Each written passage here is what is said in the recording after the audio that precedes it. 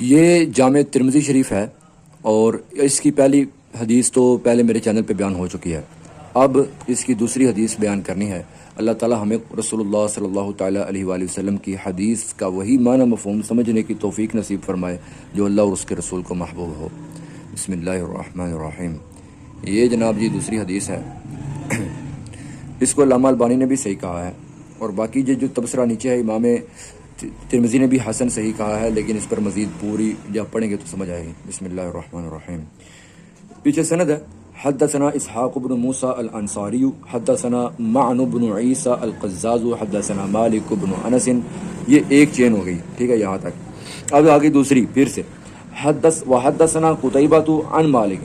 قتیبہ بن سعید نے امام مالک سے روایت کر کے امام ترمذی کو بتایا. امام مالک سے پھر آگے روایت کر رہے ہیں عن سہیل بن ابی صالح.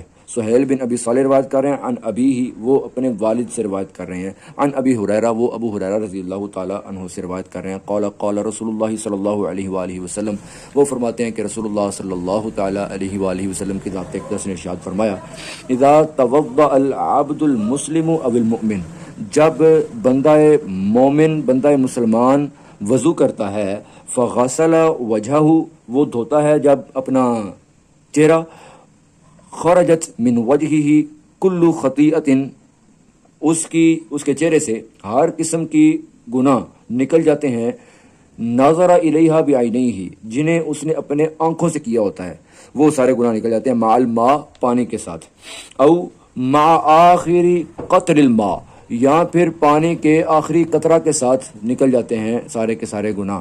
او نحو ھذا، یا پھر اس جیسی ہی کوئی اور تعبیر رسول اللہ نے فرمائی کہ پانی سے نکل جاتے ہیں.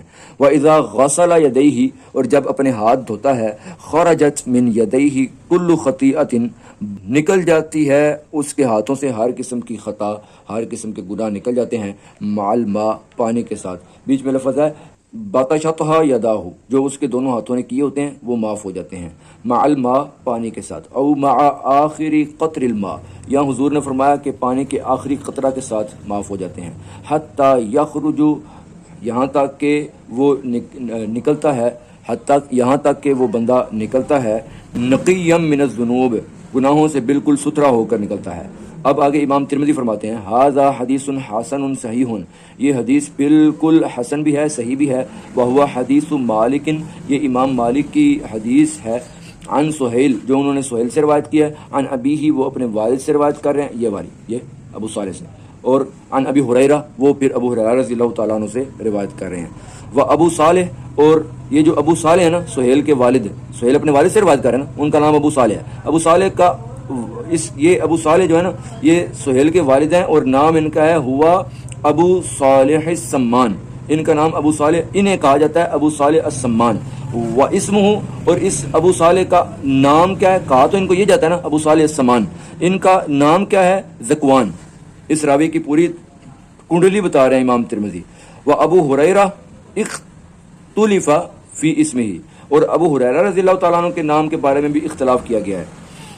فقالو، تو یہ بھی بعض نے کہا ہے عبد الشمس، ان کا نام عبد الشمس ہے. وقالو، اور یہ بھی کہا ہے انہوں نے کہ عبداللہ بن عمر نام ہے حضرت سیدنا ابو ہریرہ رضی اللہ تعالیٰ عنہ کا. وہکذا قال محمد بن اسماعیل، اور یہی فرمانا ہے امام بخاری کا، محمد بن اسماعیل البخاری کا. وہذا الاصح، اور یہی قول زیادہ صحیح ہے کہ عبداللہ بن عمر ان کا نام تھا. آگے فرماتے ہیں وفی الباب، اور اسی باب میں، یعنی باب ما جاء فی فضل الطہور، پاکیزگی کی فضیلت، پاکیزگی کی شان کا بیان اسی باب میں، اسی حدیث کی طرح کی حدیث. اسی باب سے مراد ہے اسی حدیث، اسی معنی کی حدیث. عن عثمان، حضرت عثمان بن عفان سے بھی ہے. و ثوبان، سیدنا ثوبان سے بھی ہے. اور سنابحی سے بھی ہے. اور عمر بن عبسہ رضی اللہ تعالیٰ عنہ، ان سے بھی ہے. سلیمان سے بھی ہے رضی اللہ تعالیٰ عنہ.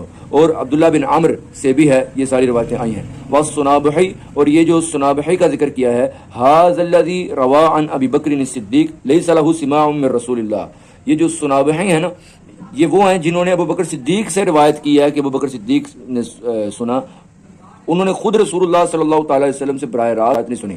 واسمہ عبد الرحمن بن عسیلہ، اور یہ جو سنابحی ہیں ان کا اصل نام ہے عبد الرحمن بن عسیلہ اور ویکنا ابا عبداللہ، اور ان کی کنیت ہے ابو عبداللہ۔ سنابحی کا پورا تعارف بھی امام ترمذی نے کروا دیا۔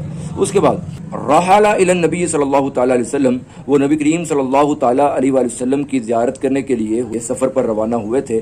فقبض النبی صلی اللہ علیہ وآلہ وسلم، تو رسول اللہ صلی اللہ تعالی علیہ وآلہ وسلم کا وصال اقدس ہو گیا، وہو فی الطریق، اور وہ ابھی راستے میں ہی تھے، حضرت سنابحی رضی اللہ تعالیٰ عنہ۔ وقد روا عن النبی صلی اللہ علیہ وسلم احادیث، اور البتہ پھر بھی انہوں نے نبی کریم صلی اللہ تعالیٰ علیہ وآلہ وسلم سے احادیث روایت کی ہیں کہ حضور نے یہ فرمایا بعض دیگر صحابہ سے سن کر۔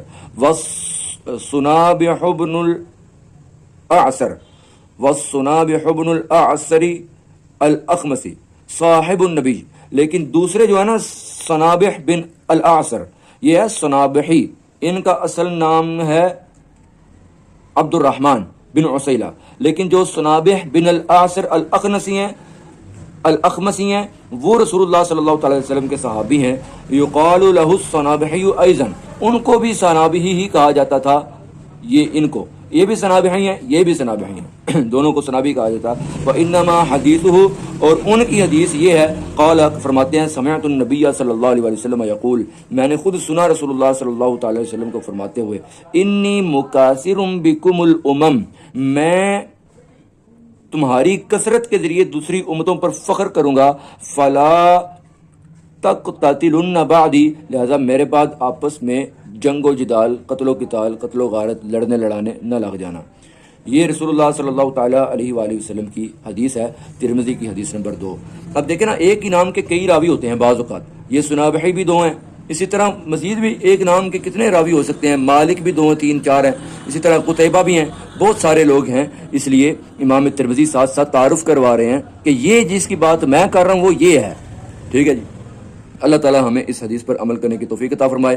اللہ کرے ہم ویسا وضو کریں جو کہ ہمارے گناہوں کے لیے بخشش کا ذریعہ بن جائے۔ اللہ کریم ہمیں سارے کے سارے گناہوں سے کرنے سے ہی بچائے، اگر ہو جائیں تو اللہ کریم ان کو معاف فرمائے۔ اس کو دوسروں تک پہنچائیے گا، کیونکہ ہمارے آقا و مولا صلی اللہ تعالیٰ علیہ وآلہ وسلم کی ذات اقدس نے ارشاد فرمایا ہے کہ اللہ تعالیٰ اس بندے کے چہرے کو تر و تازہ رکھے جو میری حدیث سنے اور اس کو ہو بہو آگے پھیلائے۔ اس کو دوسروں تک ضرور شیئر کیجیے گا انشاءاللہ العزیز۔ اب نیکسٹ ٹائم میں سنن ابو داؤد سے عرض کروں گا حدیث۔ پہلی حدیث اس کی ہو چکی ہے، پہلے وہ آپ وہاں سے سن لیں، یہاں پر دوسری میں نے عرض کر دی۔